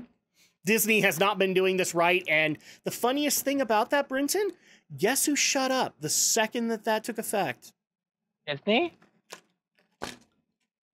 Bob Chapek immediately started not making appearances and saying anything about the Don't Say Gay bill. It's almost like he knew exactly what happened. He got Fred Flintstoned. Florida, Gary Play. Well, I love Twitter's reaction to it. Is like, well, then just go and rebuild it in a blue state. Do you realize how much stuff there can't be moved? Yeah, I mean, I don't think they can expand Disneyland any further. So they can't. They can't move Disney World. Period. There's no way, guys. Walt picked that land for a reason. This place is now the size of San Francisco. You can't pick it up and move it. That'd actually be kind of interesting to see them attempt to do something like that, but we're digressing. Yeah, we're digressing, but we're talking about this place was built like that.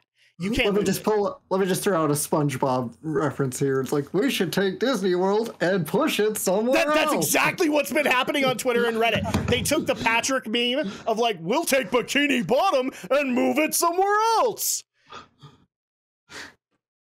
Craig Fagerbaki, aren't you just glad that you will forever be known as Patrick Star instead of anything else that you ever did?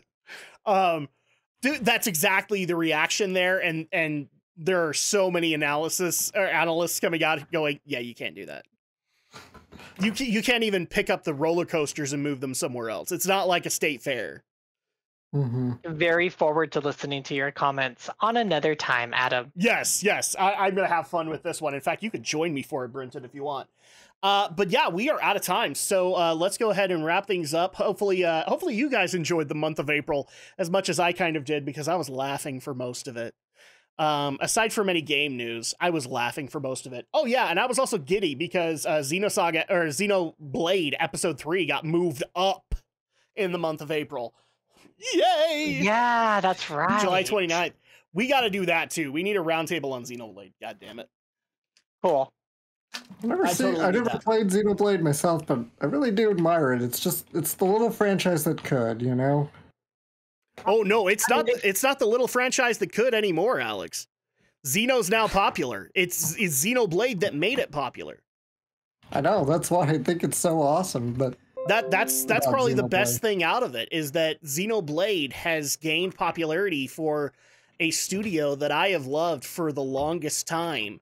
And now, even though this is going to finish Xenoblade and they'll move on to another Xeno, I'm just happy that they're finally popular.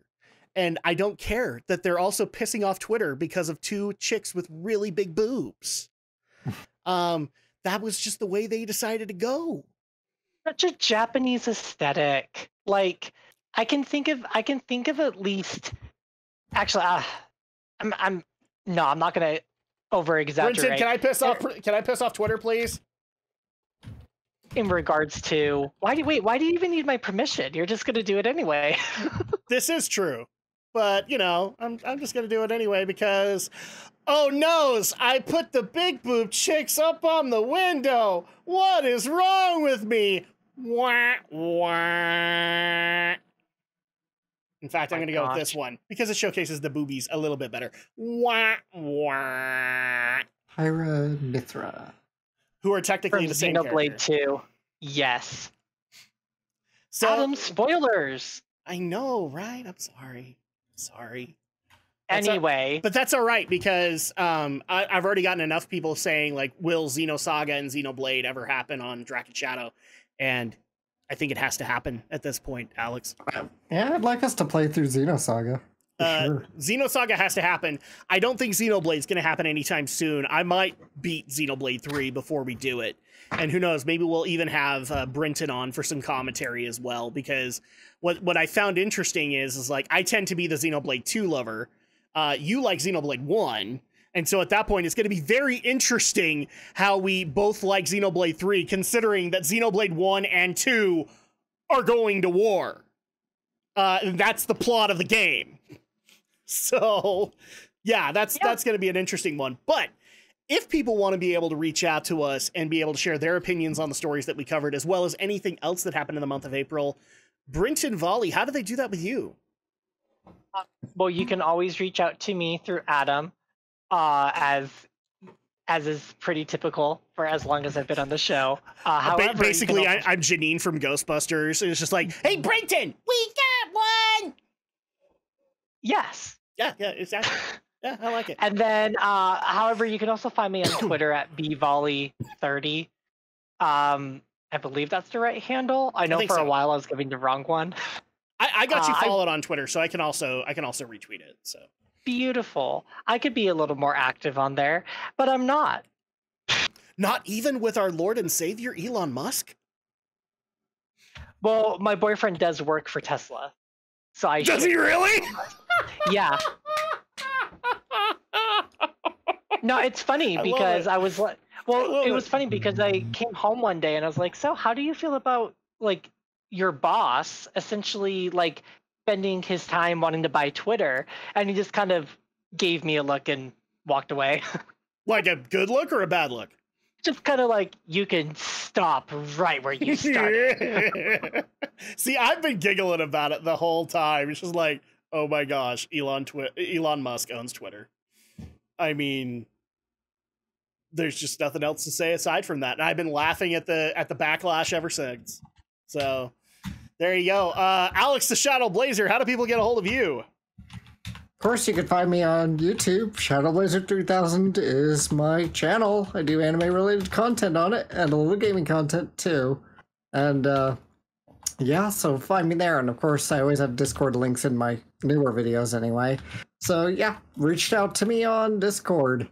All right, and you guys can follow me on Twitter at GeekyNRO. I have basically commandeered that account and had a lot of fun being able to react to things like the Johnny Depp Amber Heard trial, Elon Musk buying Twitter, as well as many, many, many other things. So you can reach out to me there. You can check out the content that is already on this channel, which is on the Drak 2326 channel. So you guys can check out the live streams that we do, the gaming content that's been done in the past. And also, I'm happy to announce in regards to this, because I think it's still on, tomorrow you can join the Geek News crew as we try out House of the Dead Remake. So you guys could join us for that. We'll have some fun discussions probably about additional stories that happened in April, plus catching everybody up to things that have been happening in May. But you guys can join us as we kill some zombies and as we go and meet G over there. So you guys could join us for that. You can also support the podcast, and that would be the greatest thing you guys could do at geekynro.libsyn.com. Or if you want to go to your favorite podcasting platform, you can go to Apple Podcasts, Google Podcasts, Amazon Podcasts, or Audible. You can also go to Player.fm and Spotify and support the podcast there and get all of the other stuff that we offer with the RSS feed, including Geek News Anime Night, which is wrapping up Fruits Basket Season 3, and Geek News Marathon Night, which wrapped up Season 1 of Rising of the Shield Hero. So you guys can enjoy all of that stuff. And of course, if you guys have any stories that you'd like us to cover or commentary that you'd like to provide, you can do so at geekyweek@gmail.com. And that's going to go ahead and do it for us. So thank you guys so much for not only enjoying this episode with us, but also being patient with us as we had colds happen out of nowhere. And we had to wait a week to be able to do this. But we will be back to regular schedule starting next week. And for myself, for Alex, for Brinton, we will see you guys next time for even more geek news, reviews, and opinions.